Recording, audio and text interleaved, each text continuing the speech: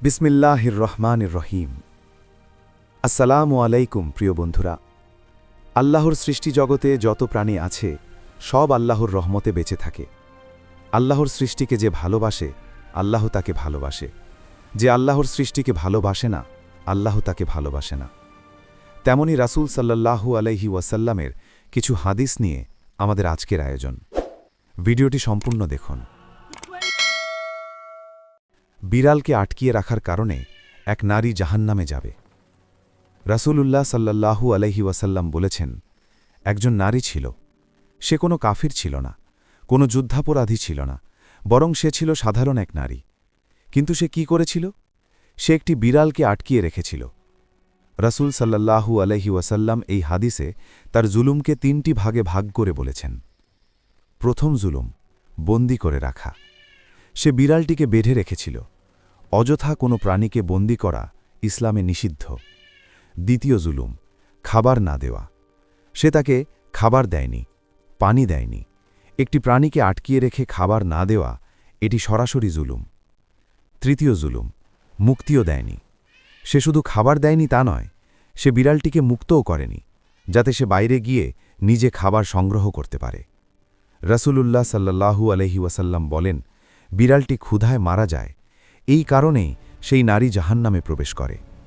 সহিহ বুখারী ৩৩১৮, সহিহ মুসলিম ২২৪২।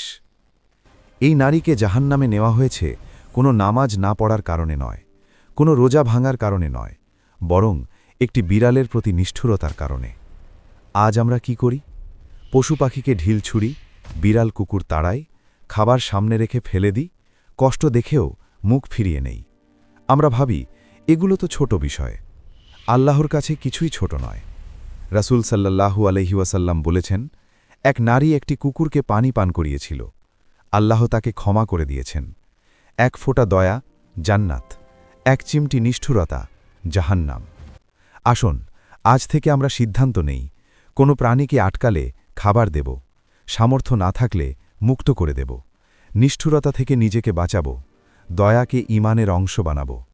হে আল্লাহ, আমাদের অন্তরকে কঠোর করবেন না, আমাদের হাতকে জুলুম থেকে বাঁচান, আমাদের দয়া দিয়ে আপনার রহমত অর্জনের তাওফিক দিন। আমিন ইয়া রাব্বাল আলামিন। কুকুরকে পানি পান করানোর কারণে এক পতিতা জান্নাতে যাবে। আবু হুরায়রা রাদিয়াল্লাহু আনহু থেকে বর্ণিত, রাসূলুল্লাহ সাল্লাল্লাহু আলাইহি ওয়াসাল্লাম বলেছেন, একদিন একজন নারী পথ দিয়ে যাচ্ছিল। হাদিসে বলা হয়েছে সে ছিল পতিতা, অর্থাৎ সমাজের চোখে সে ছিল সবচেয়ে ঘৃণিত একজন মানুষ। রাসূল সাল্লাল্লাহু তার পরিচয় গোপন করেননি, বরং স্পষ্ট করে বলেছেন, যাতে আমরা বুঝতে পারি গুনাহ যত বড়ই হোক, আল্লাহর রহমত তার চেয়েও বড়। সে নারী পথ চলতে চলতে একটি কুকুরকে দেখতে পেল। কুকুরটি ছিল প্রচণ্ড তৃষ্ণার্ত, জিহ্বা বের হয়ে গিয়েছিল, কুয়ার চারপাশে ঘুরছিল, মৃত্যুর একদম কাছে। এই দৃশ্য দেখে অনেক মানুষ হয়তো বলতো, এটা তো কুকুর, এটা তো নাপাক, আমার কি দরকার? কিন্তু সে নারী তা বলেনি। সে নারী নিজের দিকে তাকালো, তারপর কুকুরটির দিকে তাকালো।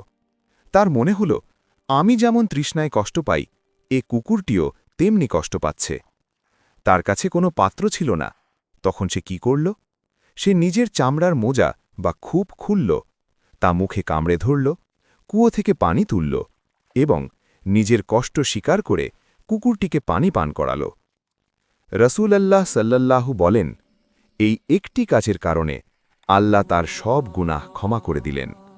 সুবহান আল্লাহ! একটি কুকুর, এক ফোঁটা পানি, আর আল্লাহর পক্ষ থেকে পূর্ণ ক্ষমা। সহিহ বুখারী ৩৩২১, সহিহ মুসলিম ২২৪৫। আজ আমরা নিজেদের জিজ্ঞেস করি, আমরা নামাজ পড়ি কিন্তু মানুষকে কষ্ট দিই, আমরা রোজা রাখি কিন্তু প্রাণীর প্রতি নিষ্ঠুর হই, আমরা দোয়া করি কিন্তু দয়া করি না। তাহলে আমরা এই হাদিস থেকে কি শিক্ষা নিচ্ছি? পশুর প্রতি দয়া সমান সাদাকা, ছোট কাজেও বড় প্রতিদান। গুনাহ যত বড় হোক, তওবার দরজা খোলা। আল্লাহর রহমত পশু মানুষ সবার জন্য। হে আল্লাহ, আমাদের অন্তরকে নরম করে দিন, আমাদের দয়ালু বানিয়ে দিন, যে দয়া দিয়ে আপনি একজন পাপী নারীকে ক্ষমা করেছিলেন সেই দয়া দিয়ে আমাদেরও ক্ষমা করে দিন। আমিন ইয়া রব্বাল আলামিন।